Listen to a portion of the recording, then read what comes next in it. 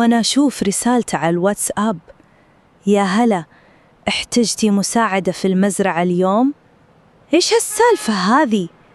أنا هلا، معلمة في مدرسة حكومية بالرياض، متزوجة من عبد الله اللي جاف زي الصحراء، مشغول بمزرعة البقر والجمال، ويعاني من أمراض تنفسية تخليه ما يقدر يلبي رغباتي بالليل زي كل المتزوجين. وعندنا عيالين يحتاجوني. بس أبيب الراعي الإثيوبي قوي البدن ويعرف يلعب بالمشاعر، بدأ يساعدني في أمور يومية، وأنا أتصل به إذا احتجت شيء. وتحولت هالمساعدة لإغراء خطير. وش هالورطة؟ كيف وصلت لهالمرحلة اللي تخليني أفكر في الخيانة؟ تابعوا معي، راح أحكي التفاصيل اللي تجيب الفضول. وش هالسالفة ذي اللي طحت فيها؟ أنا هلا، ومن أول ما شفت رسالة من أبيب حسيت إن الدنيا تدور حولي.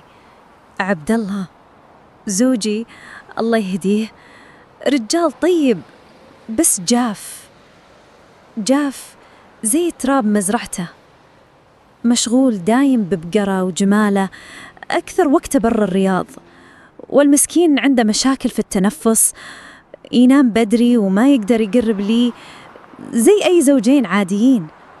عيالنا أحمد ونورة هم اللي رابطيننا ببعض، بس أحس إني أعيش بروحي.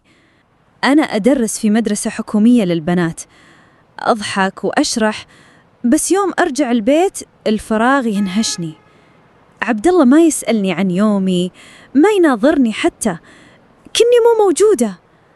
كم مرة قلت له خلنا نطلع نغير جو، يرد مشغول بالمزرعة، خليه وقت ثاني. السالفة بدت يوم رحنا نزور المزرعة. أبيب راعي أثيوبي جسمه قوي، كنا لاعب، وعيونه فيها شيء شدني. هو يشتغل مع عبد الله، يساعد في رعي البهم وتنظيف المكان. كنت أساعده وقتها أوزع الأكل للحيوانات. قلت له إذا احتجت شيء كلمني، وما كنت أقصد شيء، بس كان شعور غريب.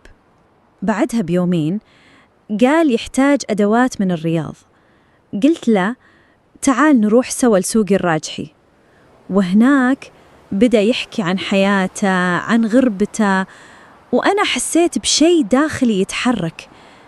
وش هالإحساس؟ وش جالس يصير؟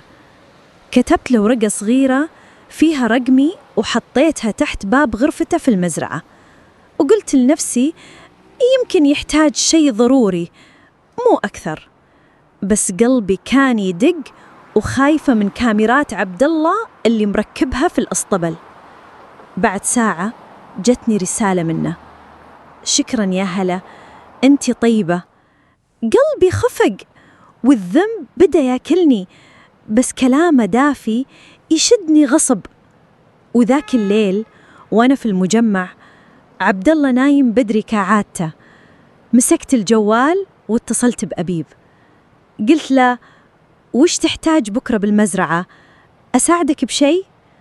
صوته كان عميق هادي، يحكي عن وحدته، وأنا حكيت له عن دوامي وعن البنات في المدرسة. حسيت براحة، بس ضميري يعاتبني: وش تسوين؟ عبد الله زوجك. بس في قلبي كنت أقول هو ما يسألني أصلاً. بدينا نراسل بعض في الواتساب. أولها قال أنتي مثل الأخت لي، بس شوي شوي صار يرسل كلمات دافية: أحتاجك تساعديني أفهم عادات السعوديين. وأنا أرد عليه أشرح له أشياء، وهو يمدحني. وكل ما أقرأ كلماته أحس نبضي يتغير. حتى وأنا في الرياض سيزن جتني رسالة منه، حسيت بإثارة ما حسيت فيها من زمان. مرة رحت المزرعة بحجة أساعده، رفعت عبايتي شوي عشان أقدر أتحرك بسهولة. شفت عيونه تلمع. قال لي أنتي جميلة يا هلا.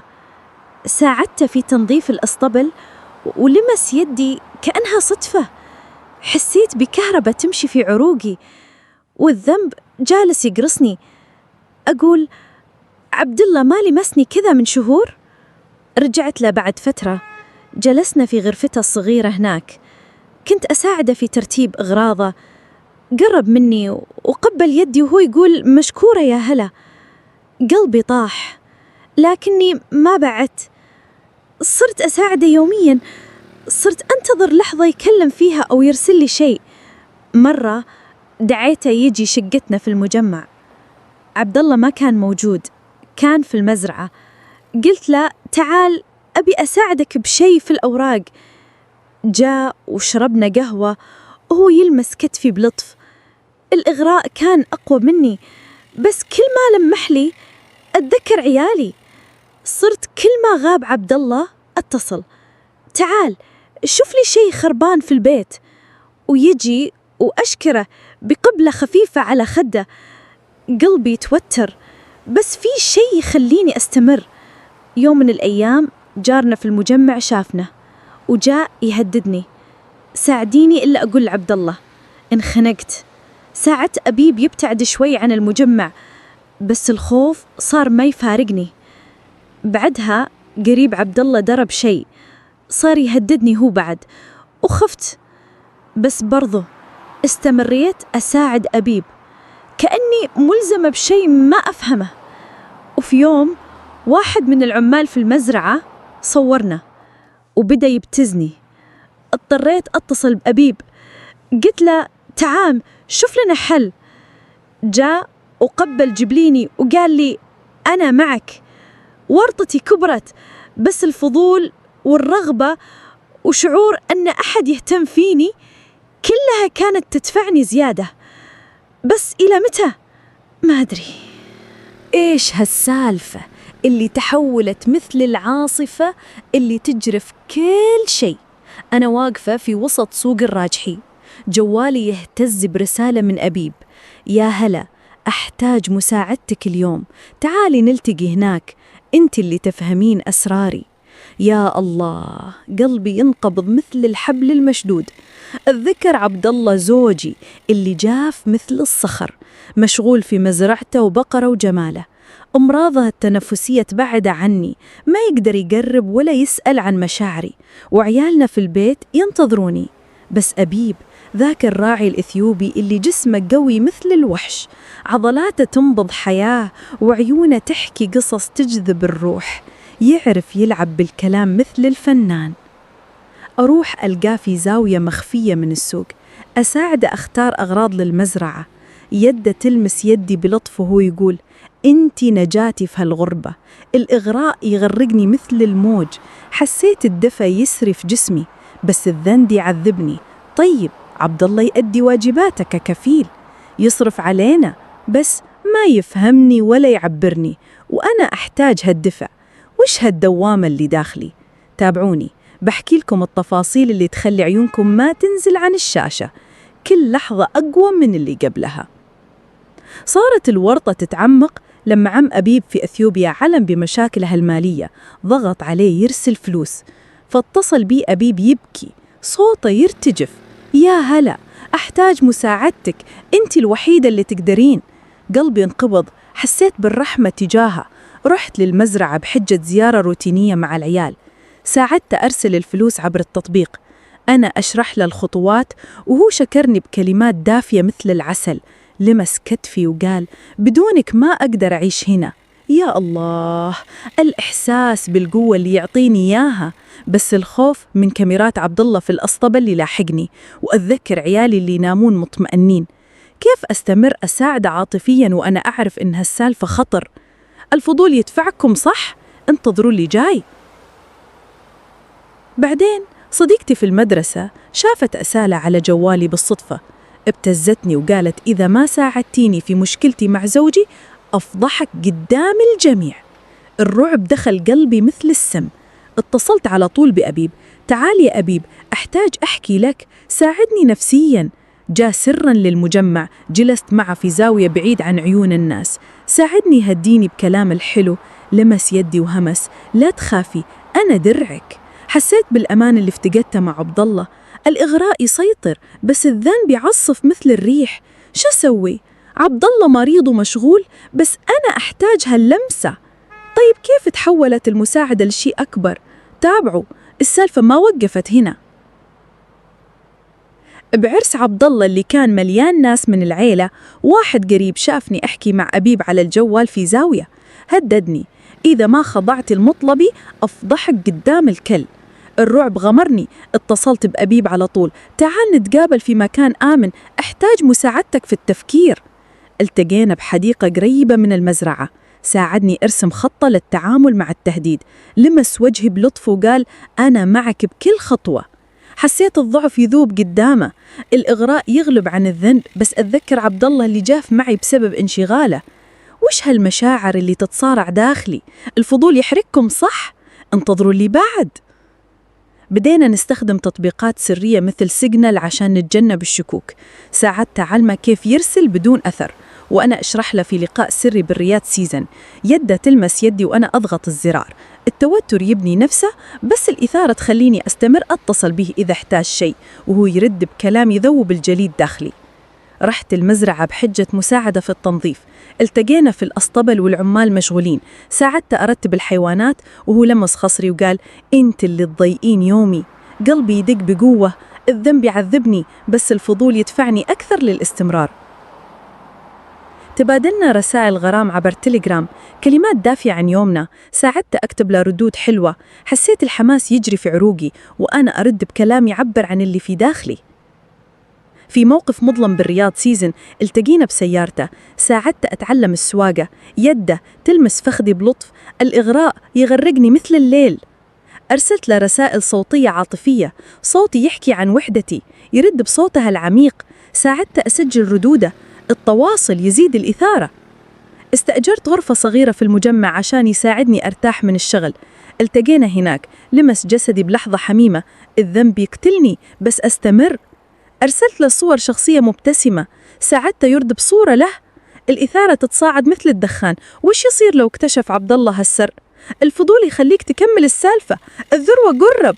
وش هالكارثة اللي على وشك تنفجر زي البركان اللي يغطي كل شيء برماده؟ أنا في فندق برا الرياض، جوالي يرن برسالة من أبيب، يا هلا تعالي الحين، أحتاج مساعدتك في مشكلة كبيرة، أنت اللي تقدرين تحلينها. يا الله، قلبي ينفجر من التوتر.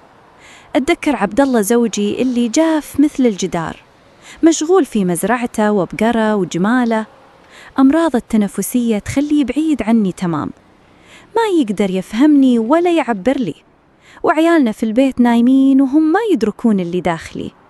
بس أبيب ذاك الراعي الأثيوبي اللي جسمه قوي مثل الأسد، عضلاته تنبض قوة وعيونه تحكي أسرار تجذب الروح مثل المغناطيس، يعرف يلعب بمشاعري مثل المايسترو.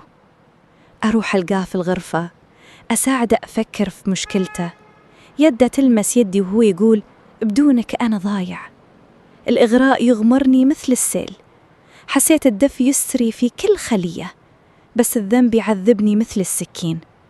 طيب عبد الله يؤدي واجباته ككفيل، يصرف علينا وعلى عيالنا، بس ما يسأل عن وحدتي. وش هالنار اللي تشعل داخلي؟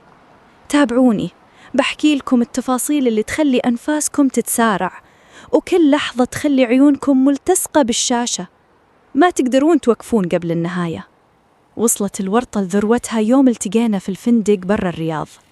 أبيب كان محتاج مساعدة في أوراق كفالته، اتصل فيني يترجاني، يا هلا أحتاجك هنا، تعالي. قلبي يدق بقوة. رحت بحجة زيارة صديقة، ساعدته أقرأ الورق وأشرح له، وهو شكرني بكلمات حارة. لمس جسدي بلطف مثل النسيم اللي يهدي العاصفة. حسيت الإثارة تتصاعد، الذنب يعصف، بس الفضول يدفعني أكثر أستمر في هاللعبة الخطرة. أتذكر عبد الله اللي نايم في البيت بسبب مرضه، ما يدري إني خارجة. كيف تحولت المساعدة لشيء يهدد كل حياتي؟ انتظروا، الجاي أقوى. بدينا نستخدم أسماء مستعارة في تواصلنا. أبيب سمى نفسه الأسد وأنا الملكة. ساعدت أخترع قصص للرسائل، وهو يلمس يدي وأنا أكتب الرسائل في لقاء سري. التوتر يبني نفسه مثل البناية الشاهقة، بس الإغراء يخليني أتصل فيه يومياً إذا احتاج شيء، وهو يرد بكلام يذوب الجليد. التقينا في ممر خلفي في سوق الراجحي، اتظاهرت بالصدفة وأنا أتسوق. ساعدت أختار أغراض للمزرعة، وهو لمس إذني وهمس: أنتي سر حياتي. قلبي يرتجف من الخوف من عيون الناس. الذنب يعذبني، بس الفضول يدفعني أكثر للاستمرار في هاللعبة الخطرة. اتبادلنا رسائل عبر سناب شات وهمي، صور وكلمات دافية. ساعدت أرسل له صور، وأنا أرد بكلام يعبر عن اللي مخفي داخلي. شربنا قهوة في مقهى صغير قريب من المزرعة. ساعدت أحكي له عن يومي في المدرسة، وهو لمس بطني بلطف وقال: أنتي قوتي. الإغراء يغلب، حسيت الدفي ينتشر، بس أتذكر عيالي اللي يحتاجون أم مستقرة. تواصلنا عبر بريد إلكتروني سري، إيميلات طويلة عن أحلامنا. ساعدت أكتب له ردود، وهو يلمس عنقي في لقاء سري. التوتر يزيد، بس الإثارة تخليني أستمر. التقينا في بيت قريب للمزرعة، يخص صديق له. ساعدت أرتب أغراضه، وهو لمس مناطق حساسة في لحظة حميمة. قلبي ينبض بقوة، الذم يقتلني، بس الفضول يحرقني أكثر. كتبت له رسالة ودفعتها في صندوق المزرعة. ساعدت أقرأ ردوده. الإغراء يتصاعد مثل الدخان في الهواء. ذهبت أزوره في عمله بحجة مساعدة في الرعي. ساعدت أطعم الحيوانات، وهو لمس فمي بلطف. حسيت الدنيا تدور. استخدمنا هاتف مخفي للتواصل يومياً، اتصل فيه كل ليلة إذا احتاج شيء. ساعدت أحكي له عن مشاكلي، وهو يرد بلمسات عاطفية في لقاءاتنا. فجأة عبد الله اكتشف الهاتف المخفي في درج غرفتي. شافه وهو يرن برسالة من أبيب. انهار كل شيء قدامي مثل البيت اللي ينهد. يا الله، الندم غمرني. عبد الله صاح، إيش هالخيانة؟ والعيال بكوا، والفضيحة انتشرت في العائلة كلها. العبرة يا جماعة، الإغراء المؤقت يدمر العائلة للأبد، والثقة هي أساس الحياة الزوجية. الله يستر علينا ويهدينا. وش رأيكم في نهايتي؟ الفيديو خلص، بس القصة تبقى.